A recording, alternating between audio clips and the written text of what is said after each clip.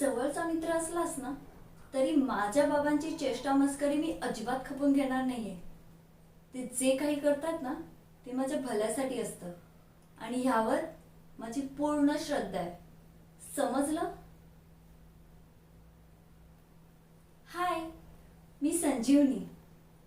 माझं ना नेहमी हे असंच होते. बाबा जे बोलतात ना ते अगदी 100% पटतं, पण जीव मात्र मित्र-मैत्रिणीच्या घोळक्यात रमतो.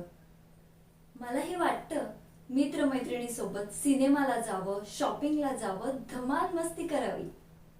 पण मग बाबा जे लॉजिकली समजावतात ना ते देखील मला योग्य वाटतं. आपल्या जगण्याचा निर्णय आहे ना तो आपला आपणच घ्यावा की मग मोठ्यांचं ऐकावं, मला ना काही कळतच नाही बाई. माझ्या ना मनात खूप गोंधळ उडून जातो. मग मी आशेने बाबांकडे जाते आणि ते फक्त स्माइल करतात, छान समजावणी सांगतात आणि मग शाबास म्हणतात. त्यांची हीच शाबासकी माझ्यासाठी मास्टर सोल्युशनच आहे. पण असं कुठवर मी बाबांचं बोट धरून चालणार? कधीतरी नवऱ्याचा हात धरून मला सासरी जावंच लागेल.